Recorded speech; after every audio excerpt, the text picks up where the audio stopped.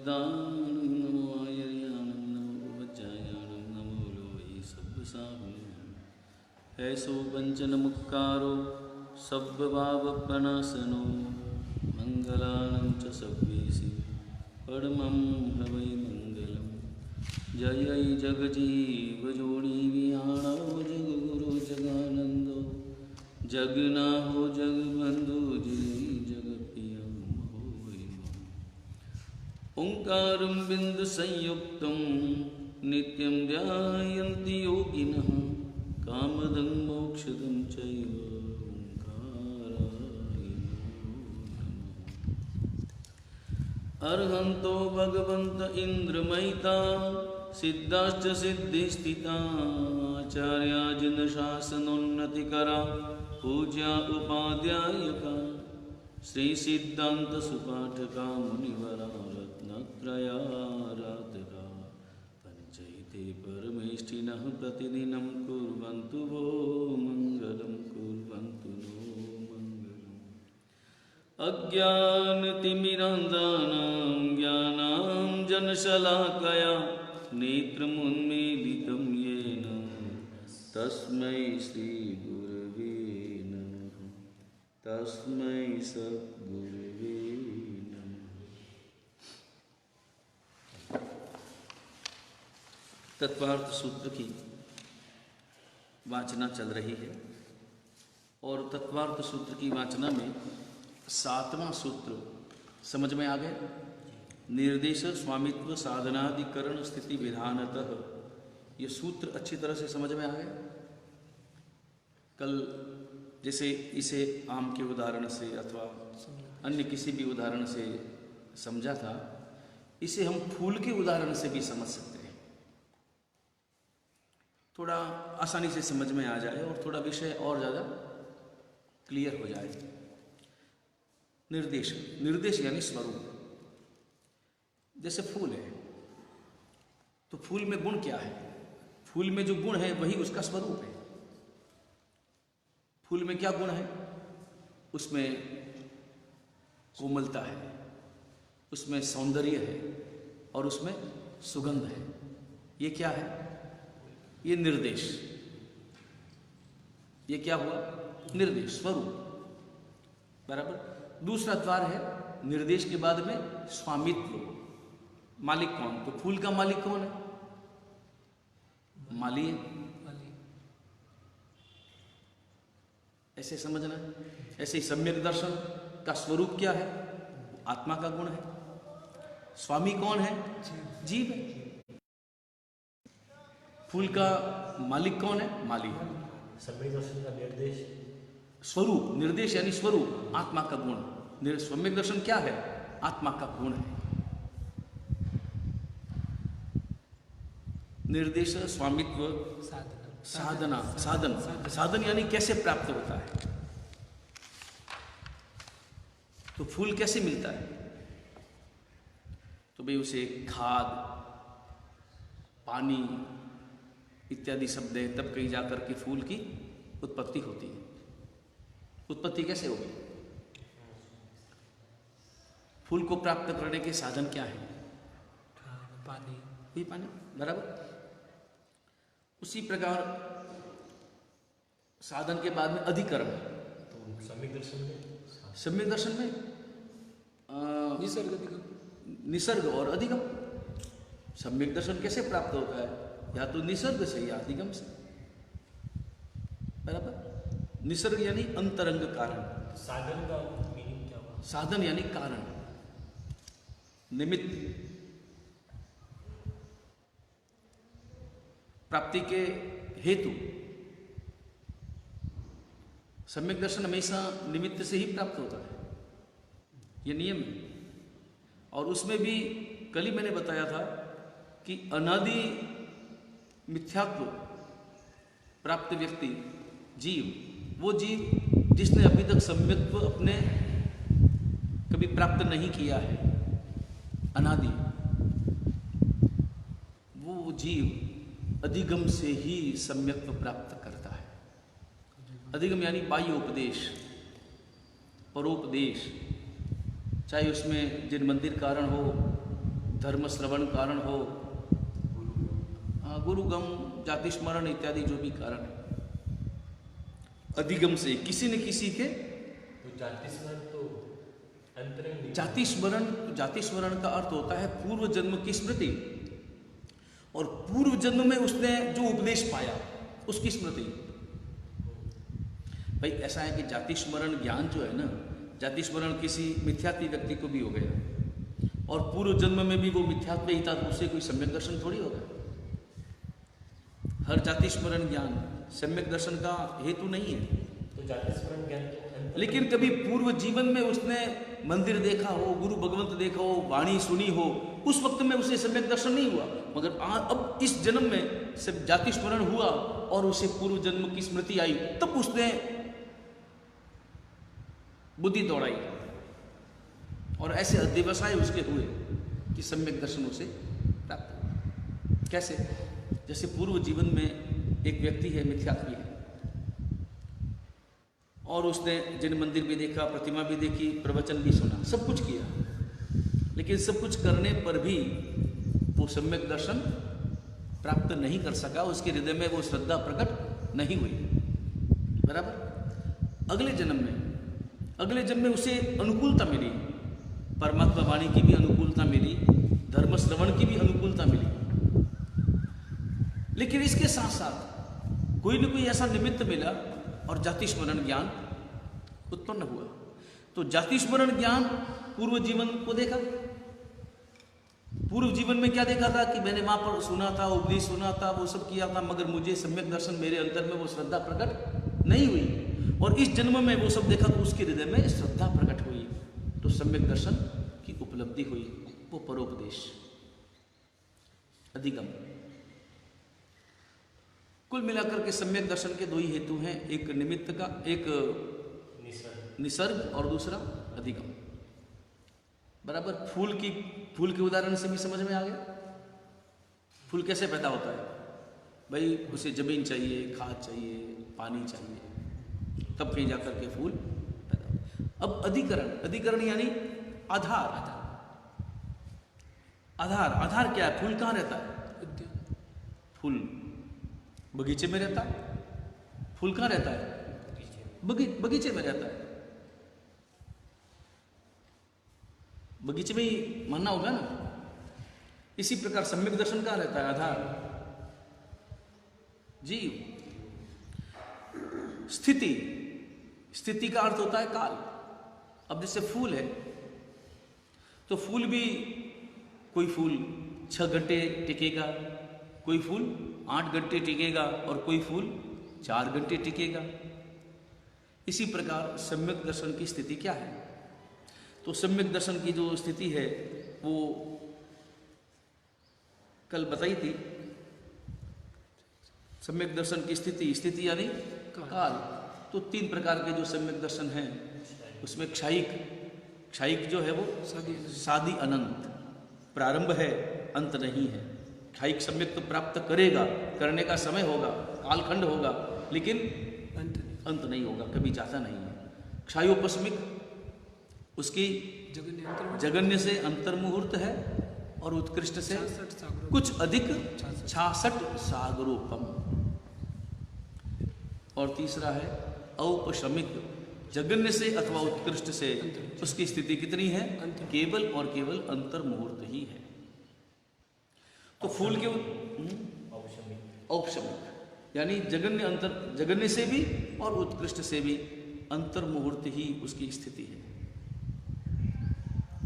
विधान यानी प्रकार, भेद। सम्यक दर्शन के भेद कितने हैं? तो क्षायोपशमिक है, क्षायिक है, औपशमिक है, ये भेद है।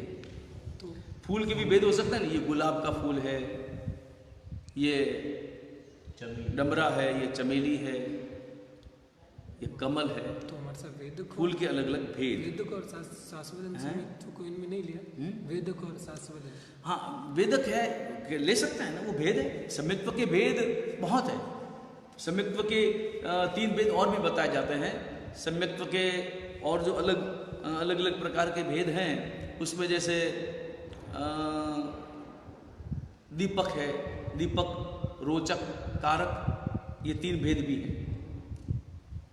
कौन कौन से? दीपक रोचक कारक। दीपक, रोचक, कारक। दीपक रोचक कारक, हाँ, ये भी 3 प्रकार के सम्यक्त्व। सम्यक्त्व के भेद बहुत है। दीपक सम्यक्त्व किसको कहते हैं? जैसे दिया है, दिया जलता है मगर दिया तले अंधेरा रहता है। तो ऐसे आचार्य हैं, अंगार मर्द का आचार्य जैसे, जो हजारों व्यक्तियों को अपने उपदेश से सम्यक्त्व प्रदान करते हैं, लेकिन खुद सम्यक्त्व के पात्र नहीं है। उन्होंने स्वयं ने कभी भी, क्योंकि वो अभवी जीव हैं, प्रकाशित करते हैं, दिया प्रकाशित करता है। वो कौन सा सम्यक्त्व है? दीपक। दीपक सम्यक्त्व है। रोचक सम्यक्त्व, रोचक सम्यक्त्व उन्हें कहना चाहिए कि जैसे जो देवलोक है, देवलोक में देव हैं, अनुत्तरवासी देव हैं। वो जो देव हैं सम्यक्त्वी हैं, सम्यक्त्व प्राप्त कर लिया है, लेकिन सम्यक्त्व के आधार पर सब जानते भी हैं, सब कुछ जानते भी हैं, मगर वो आचरण नहीं कर सकते। आचरण कर सकते? देव आचरण कर सकते हैं? आचरण नहीं कर सकते। धर्म को जानते हैं, तत्व को जानते हैं, चारित्र को जानते हैं, सब कुछ समझते हैं, मगर एक नवकारसी का पचखान करना भी उनके हाथ में नहीं है। आराधना नहीं कर सकते। वो रोचक सम्यक्त्व। और तीसरा है कारक सम्यक्त्व। कारक सम्यक्त्व वो है, तो देवता लोग तीर्थंकर का तीर्थंकर वो नामकरण का वर्णन नहीं कर सकते ना, सवाल क्यों? उस प्रकार की आराधना नहीं रहती। पदों की आराधना, आराधना चाहिए ना। आराधना तो कर ही सकते हैं। आराधना नहीं कर सकते, वो केवल भक्ति कर सकते हैं। हाँ तो कर ही सकते हैं। भक्ति कर सकते हैं, आराधना नहीं कर सकते। हाँ तो भक्ति कर सकते हैं। हाँ, भक्ति कर सकते हैं, लेकिन चूंकि आराधना नहीं कर सकते, इसलिए ये विषय कर्म ग्रंथ का विषय है कि वो एक बार अच्छी तरह से कल इस विषय को लेकर के समझा देंगे कि ये प्रकृति कौन से गुण स्थानक में वो बांध सकते हैं, बराबर। और तीसरा है वो जो कारक सम्यक्त्व। इसका अर्थ ये हुआ जिनके अंतर में सम्यक दर्शन है, ज्ञान भी है, और वो उस रूप में आचरण भी करते हैं। तो सम्यक्त्व के भेद बहुत है। यहाँ पर अपने शास्त्रों में 5 प्रकार के भेद हैं। औपशमिक है, क्षायिक है, क्षायोपशमिक है, वेदक है और शाश्वतन है। इनकी व्याख्या अपन ने गुण स्थानक की विवेचना में अच्छी तरह से सुनी, बराबर। अब आगे बढ़ते हैं, अगला सूत्र लेते हैं। अगला सूत्र थोड़ा अपने को ध्यान से श्रवण करना है, क्योंकि द्वारों की विवेचना चल रही है। 6 द्वारों की विवेचना हुई फूल के उदाहरण से। अपन किसी के उदाहरण से भी इन 6 द्वारों को बहुत अच्छी तरह से समझ सकते हैं। जैसे अपनी ये चद्दर है, कोई भी एक वस्त्रखंड है, किसी की वस्त्रखंड को ले लिया, चद्दर को ले लिया, किसी भी वस्तु को इन 6 द्वारों के द्वारा अपन घटा सकते हैं। निर्देशक, कोई भी वस्तु है, उदाहरण के लिए जैसे ये घड़ी है, ये घड़ी है ना, इसका स्वरूप क्या है? ये घड़ी है, इतनी लंबी है, इतनी चौड़ी है, ये घड़ी है। मालिक कौन है? जो इसका मालिक है वो इसका स्वामी है। साधन क्या है इस घड़ी को प्राप्त करने का? उस फैक्ट्री में जो मशीन में जो मशीनरी है, उस आधार पर इस घड़ी का निर्माण हुआ। कारण हुआ ना, कारण। हाँ, कारण क्या? इस घड़ी के निर्माण में हेतु क्या है? साधन का मतलब इस घड़ी की प्राप्ति में, इस घड़ी की प्राप्ति में हेतु क्या है? मूल्य, पैसे, हैं? रुपए। कहाँ से प्राप्त होती है? दुकान से प्राप्त होती है, ये कह सकते हैं अपन। ये घड़ी कहाँ से प्राप्त होती है? दुकान से प्राप्त होती है, मूल्य चुकाने पर प्राप्त होती है। निर्देश, स्वामित्व, साधन, अधिकरण, आधार क्या है? वो घड़ी की फैक्ट्री। कालखंड क्या है? ये घड़ी कितनी चलेगी? साल भर चलेगी, 2 साल चलेगी, 4 साल चलेगी। तो इसमें स्वामी और साधन एक जैसे नहीं? नहीं, एक नहीं है। स्वामी और साधन दोनों अलग है। स्वामी जो है ना, वो है मालिक, और हेतु जैसे सम्यक दर्शन में समझो, स्वामी कौन है? जीव। साधन क्या है? निसर्ग और अधिगम। साधन का अर्थ होता है निमित्त।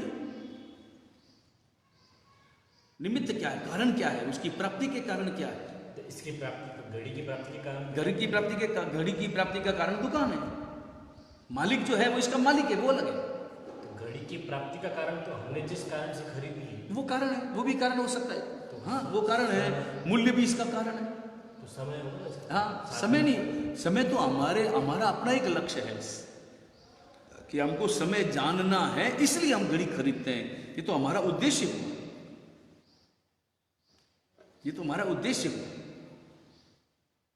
घड़ी के भेद कितने हैं? घड़ी के दुनिया भर की भेद हैं। कितनी कंपनियां, जितनी कंपनियां हैं, जितने आकार हैं अलग अलग, वो सब इसके भेद। मतलब इन 6 द्वारों को अच्छी तरह से किसी भी वस्तु में अच्छी तरह से घटाया जा सकता है। बराबर। अपने को सम्यक दर्शन एक तत्व को घटावें, उसके आधार पर बाकी सब तत्वों को भी अपन घटा सकेंगे। अब अगला सूत्र लेते हैं। सत्संख्या क्षेत्र स्पर्शन कालांतर भावाल्प बहुत वैश्च। इस सूत्र में भी 8 द्वारों का विशेष रूप से वर्णन किया गया है। और ज़्यादा हम खुलासे के साथ में समझना चाहते हैं इन तत्वों को। अभी सम्यक दर्शन को हम लेते हैं। सम्यक दर्शन को हमने 6 द्वारों से समझा, सामान्य द्वारों से समझा। अब इन 8 विशेष द्वारों से हम समझने का प्रयास करें। पहला है सत्य। सत्य का अर्थ होता है सत्ता। सत्ता यानी अस्तित्व। अस्तित्व, सम्यक दर्शन का अस्तित्व, उसकी विद्यमानता, उसकी उपस्थिति। अब यहां पर भाई प्रश्न है कि सम्यक दर्शन जो है वो विद्यमान है, उसका अस्तित्व कहाँ है? तो कहेंगे कि सम्यक दर्शन का जो अस्तित्व है वो कहाँ है? जीव में अस्तित्व है। वो चेतन में ही हो सकता है। सम्यक दर्शन का अस्तित्व कहाँ है? चेतन में है।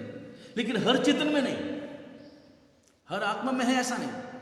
सम्यक दर्शन का अस्तित्व आत्मा में है, लेकिन जड़ में नहीं है। जड़ में सम्यक दर्शन नहीं हो सकता। बराबर। उसके बाद में संख्या, दूसरा द्वार है संख्या। नहीं तो ये चेतन में हो सकता है, पर दूसरे में मिथ्यात्व में नहीं हो सकता। मिथ्यात्व में नहीं हो सकता। हर चेतन में नहीं हो सकता। बराबर। हाँ, लेकिन अस्तित्व जो है वो चेतन का जो अस्तित्व है वो केवल और केवल क्या नाम, सम्यक दर्शन का अस्तित्व जो है वो चेतन में है। जड़ में उसका अस्तित्व नहीं हो सकता। उसके बाद में दूसरा द्वार है संख्या। अब यहां पर कहेंगे कि संख्या कितनी है सम्यक दर्शन की। सम्यक दर्शन जिन्हें प्राप्त है, भाई सम्यक दर्शन की संख्या कितनी? इसका मतलब है कि सम्यक दर्शन जिन जीवों को प्राप्त है उन जीवों की संख्या कितनी? तो उन जीवों की संख्या कहेंगे कि सम्यक दर्शन जिनको प्राप्त है ऐसे जीव यूं तो असंख्यात है, मगर सिद्ध गति के जीवों को भी शामिल करते हैं तो अनंत है। बाकी संख्यात है। बाकी संख्यात है, असंख्यात है, संख्यात नहीं, असंख्यात है। भाई 3 प्रकार की गणना है ना, संख्यात, असंख्यात और अनंत। इसमें असंख्यात है जिसकी गणना कर नहीं सकते, केवल ही भगवंत कर सकते। संख्यात जो अंक है उसमें जो अधिक हो जाए तो वो असंख्यात कहलाता है। तो असंख्यात, बराबर, इतने ही चीजें। उसके बाद और इसका जो विस्तार है वो अपन आगे के सूत्रों में श्रवण करेंगे। तो असंख्यात तो होता हम नहीं मिल सकते ना। असंख्यात असंख्यात का अर्थ होता है गणना नहीं हो सकती, तभी तो असंख्यात है। संख्यात का अर्थ होता है गणना की जा सकती है। अनंत तो और अनंत, जिसमें यूं ऐसा इसका अर्थ यूं समझो कि संख्यात वो है जिसकी गणना कोई भी बुद्धिमान व्यक्ति, मनुष्य कर सकता है, वो संख्यात। असंख्यात मनुष्य जिसकी गणना नहीं कर सकता मगर केवली भगवंत कर सकते हैं, वो असंख्यात। और अनंत वो है जिसकी गणना केवली भगवंत भी नहीं कर सकते, वो अनंत है। समझ में आ गया? अब अगला सूत्र लेते हैं, अगला द्वार, तीसरा, सत, संख्या, क्षेत्र। क्षेत्र शब्द का अर्थ होता है कि हम जिस तत्व की विवेचना करने जा रहे हैं वो जो तत्व है अथवा उस तत्व का जो स्वामी है वो कितने क्षेत्र में होता है। क्षेत्र यानी निवास स्थान। क्षेत्र का अर्थ क्या है? निवास। निवास स्थान। तो वो कितने क्षेत्र में हो सकता है, इस बार से हमें क्षेत्र का बोध करना है। अब यहाँ पर अपन सम्यक दर्शन की विवेचना कर रहे हैं, तो सम्यक दर्शन की विवेचना से हमें समझना है कि सम्यक दर्शन जो है वो सबसे पहले ये 14 राजलोक है। क्या है अपना जो लोक है वो क्या है? 14 राज प्रमाण ये लोक है। इस लोक में अनंत जीव है। अनंत जीवों में एकेंद्री, बेंद्री, तेंद्री, चौरिंद्री, पंचेंद्री, बराबर। पंचेंद्री में भी त्रियंच पंचेंद्री और मनुष्य पंचेंद्री, उसमें भी संगी पंचेंद्री, असंगी पंचेंद्री। इन सबकी अपेक्षा से विचार करेंगे तो सम्यक दर्शन किन जीवों को होता है? 14 राजलोक में रहे हुए अनंत जीव, उस अनंत जीवों में से केवल और केवल संगी पंचेंद्री में ही सम्यक दर्शन होता है। संगी पंचेंद्री, असंगी पंचेंद्री में तो हो ही नहीं सकता।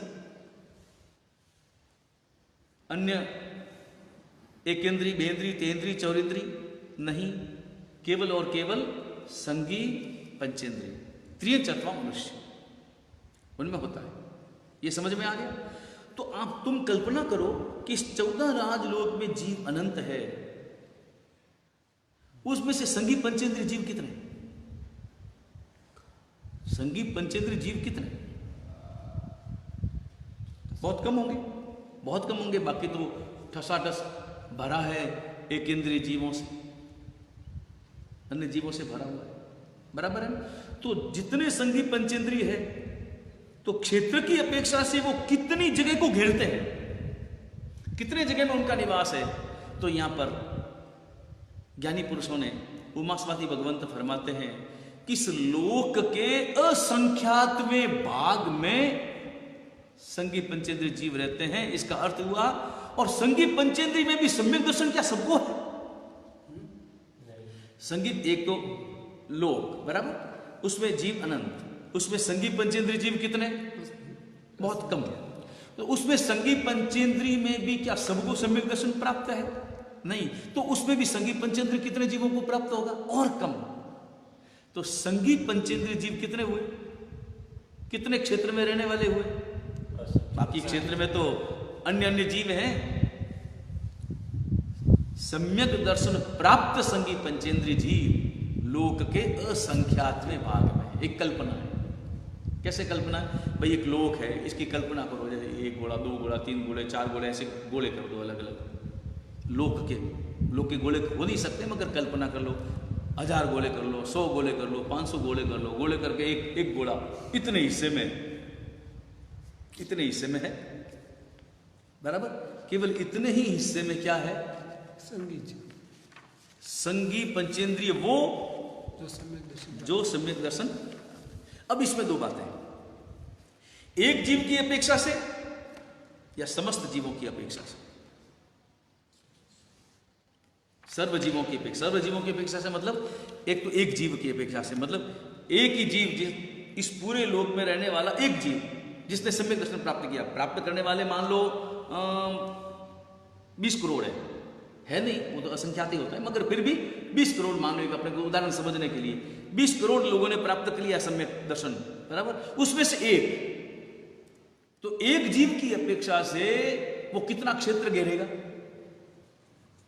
पूरे 14 राजलोक में केवल एक, तो एक की अपेक्षा से असंख्यातवां लोक का असंख्यातवां भाग।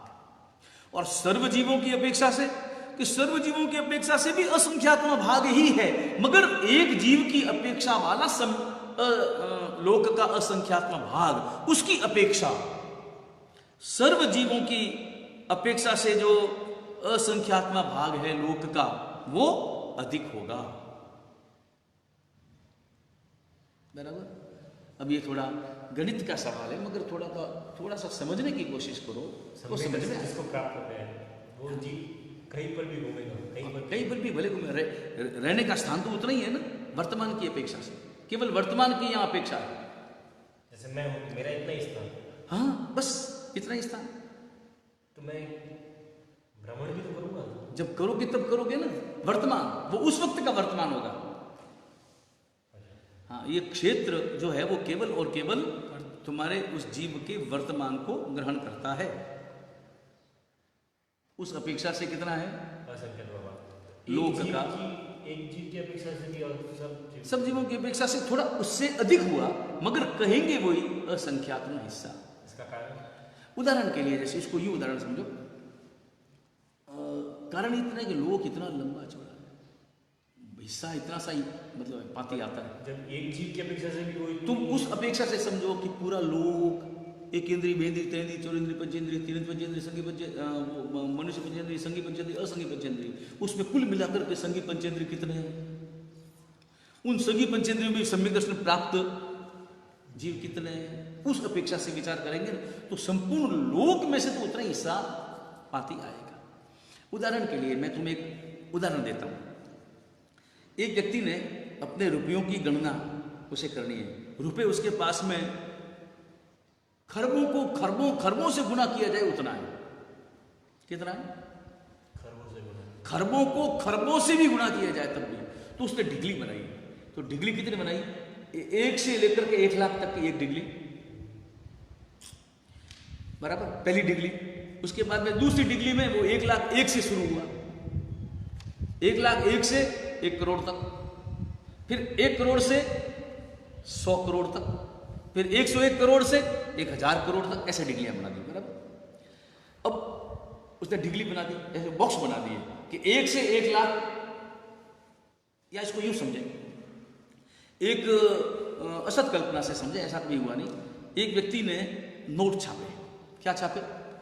नोट छापे। 1 रुपए का नोट, 2 का नोट, 3 का नोट, 5 का नोट, 100 का नोट, 1000 का नोट, 500 का नोट, 1000 का नोट, 10,000 का नोट। कितने का नोट आ गया? 10,000।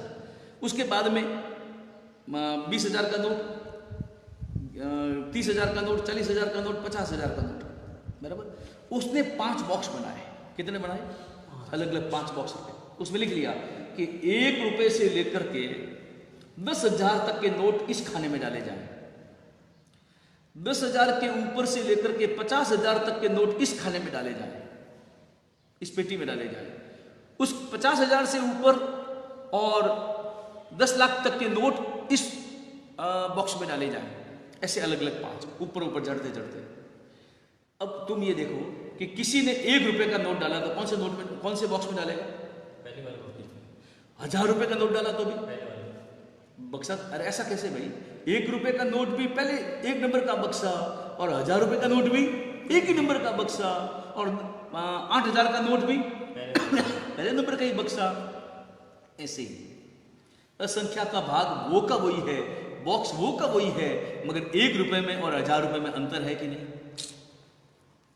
इसी प्रकार असंख्यात्मक हिस्सा तो उतना ही है, मगर एक जीव की अपेक्षा से और सर्व जीवों की अपेक्षा से थोड़ा अंतर है। एक जीव की अपेक्षा से जो लोक का असंख्यात्मक भाग है, उसकी अपेक्षा सर्व जीवों की अपेक्षा से जो लोक का असंख्यात्मक भाग होगा वो थोड़ा ज्यादा होगा। तो हर जीव की वर्तमान स्थिति इसमें देखिए, वर्तमान स्थिति, ये केवल वर्तमान, ये केवल क्षेत्र जो है वो केवल तुम्हारे वर्तमान काल को ही ग्रहण करता है, बराबर, वर्तमान की अपेक्षा से। तो ये असंख्य भाग युगों युगों तक ये है। हाँ, वो तो ऐसा ही रहना, ऐसा ही रहना है सदा काल। अनंत काल बीते तब भी ऐसा ही था, अनंत काल बीतेंगे तब भी ऐसा ही, इतना ही रहने वाला है। इस जगत में कभी भी समस्त जीव संगी पंचेंद्रिय एक इंद्रिय रहने वाले हैं कि नहीं? बेंद्रिय रहने वाले हैं कि नहीं? तेंद्रिय रहने वाले हैं, चौरिंद्रिय रहने वाले हैं, त्रियंच रहने वाले हैं, असंगी रहने वाले हैं, संगी रहने वाले हैं। छठे आने की अपेक्षा कभी भी कम ज्यादा होंगे, सामान्य कम ज्यादा होंगे। उसी बॉक्स में, बॉक्स वही है 1 से लेकर के 10,000 तक का वही बॉक्स, तो कम ज्यादा उसमें होंगे मगर बॉक्स वही रहने वाला है। 1000 रुपए का नोट 500 में बदल जाएगा मगर बॉक्स वही रहेगा। 500 का नोट 5,000 में भी बदल जाएगा मगर बॉक्स वही रहेगा। चलो ये समझ में आ गया, ये क्षेत्र। उसके बाद में स्पर्श अगला है, स्पर्श अगला है स्पर्शना, स्पर्शना द्वार। अब इस क्षेत्र के द्वार को थोड़ा और विस्तार से समझना हो तो एक इसमें एक उदाहरण ये भी दिया जा सकता है कि जैसे तुम जो यहाँ भ्रमण करोगे ना, जैसे तुम कहते हो मैं भ्रमण करूंगा, मैं वर्तमान में भ्रमण करूंगा, वो क्षेत्र भी असंख्यात्मा ऐसा ही कहलाएगा ना, वो अधिक नहीं हो सकता। एक उदाहरण है, एक सम्यक्ति देव है। कौन देव है? सम्यक्ति देव है जो अपने ये क्या नाम, अच्युत देवलोक। कौन सा देवलोक? अच्युत देवलोक। अच्युत देवलोक कौन सा है? 12। अच्युत देवलोक कौन सा है? 12। तो 12वें देवलोक का एक देव है और एक देव 8वें सहस्त्रार नाम के देवलोक में उत्पन्न हुआ है। बराबर, एक वहां है, एक वहां है। सहस्त्रार नाम के देवलोक में जो देव उत्पन्न हुआ है, जन्म लिया है, उसके प्रति वो अच्युत देव, उसके हृदय में मैत्री है, स्नेह भाव पूर्व जन्म का। तो स्नेह भाव होने के कारण से वो क्या करता है, ऐसी घटना जब घटती है तब की बात है कि वो अच्युत देवलोक वाला देव वो आता है 8वें देवलोक में और उस देव को 12वें देवलोक में लेकर के जाता है, अतिथि के रूप में। हाँ, अतिथि के रूप में उसकी शक्ति है तो लेकर के जाता है। कहां तक लेकर के जाता है? वो 12वें देवलोक में लेकर के जाता है।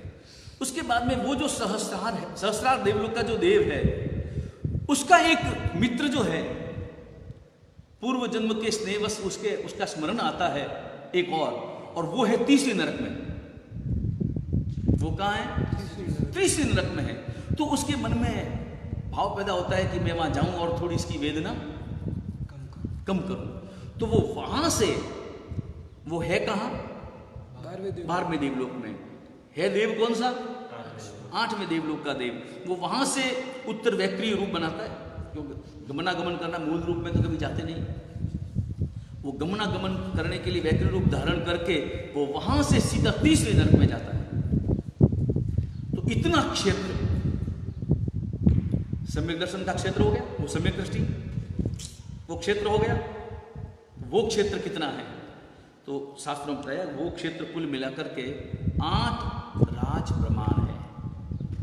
कितना? 8 राजलोक प्रमाण। क्योंकि 12वें देवलोक से लेकर के जब वो पृथ्वी लोक तक पहुंचता है तो वहां तक तो 6 राज और 2 राज नीचे नरक तक, तीसरे नरक तक 2 राज पूरे होते हैं। इस प्रकार कुल मिलाकर के 8 राज का यह क्षेत्र, वो उसका क्षेत्र सम्यक दर्शन का इस आधार पर माना जाता है। खरबों किलोमीटर हैं? खरबों किलोमीटर दूर वो तो है ही, दूरियां कितनी। ये कल्पना है? नहीं, ऐसा होता है, ऐसा होता है। तो नरक में गए, नरक से कैसे जाकर के उसके वापस पहुंच गया अपने स्थान। तो उस जीव को, नरक की जीव को लेके ना ना ना, सवाल ही नहीं। क्या करता है? वो केवल वहां पर जाकर के कुछ वो बात करता है, वहां उसको उद्बोधन देता है, समझाता है, तो उसकी वेदना कम हो जाती है। उसे बोध देता है, वेदना कम होती है ना उसके। वेदना तो वैसी रहेगी, मगर उसके वेदना का जो अनुभव है वो कम होगा कि नहीं होगा? हमें होता है कि नहीं होता है? हम बहुत ज़्यादा पीड़ित हों और अचानक मनपसंद वस्तु मिल जाए या हमारा प्रिय कोई व्यक्ति आ जाए तो थोड़ी देर के लिए हमारी वेदना कम होती है कि नहीं होती? कोई बात नहीं। बराबर, ये समझ में आ गया यह क्षेत्र। अब इसमें 12वें देवलोक का जो देव होता है ना, अच्युत, वो कभी भी नहीं जाता, क्योंकि उनके हृदय में थोड़ी स्नेह की कमी रहती है। ऊपर है तो वो थोड़े अपने भाव में वो ज़्यादा निवास करते हैं। हालांकि अपने यहाँ पर एक उदाहरण मिलता है कि वर्तमान में सीता जी जो है ना, सीता जी कहाँ हैं? कौन से देवलोक? 12वें देवलोक के इंद्र है, इंद्र है, अच्युतेंद्र। बराबर। और भगवान राम मोक्ष में यश। लक्ष्मण चौथी पृथ्वी में है। लक्ष्मण कहाँ है? चौथी पृथ्वी में। तो हालांकि वो अच्युतेंद्र जो है ना, वो यूं नहीं जाते कभी, लेकिन एक उदाहरण ऐसा मिलता है, केवल एक ही उदाहरण है, वो एक अपवाद रूप इसको समझना चाहिए। क्वचित ऐसा बनता है कि वो अच्युतेंद्र जो है वो चौथी पृथ्वी में विराजमान लक्ष्मण अपने स्नेह के कारण से, पूर्व भाव के स्नेह के कारण से, पुत्रवत स्नेह था लक्ष्मण के प्रति, इसलिए मिलने के लिए वो वहां पर गए थे। ऐसा क्वचित उदाहरण मिलता है। बराबर। तो अब ये समझ में आ गया, सत, संख्या, क्षेत्र, उसके बाद में आता है स्पर्शना। अब आज का समय पूरा हुआ है, अब आगे के इन द्वारों की विवेचना हम कल करेंगे। जिनके विरुद्ध कुछ भी कहा गया हो, मिच्छामि दुक्कड़म। सर्व मंगल मांगल्यम सर्व कल्याण कारण वदानम सर्वधर्माणाम जैनम जयति शासनम।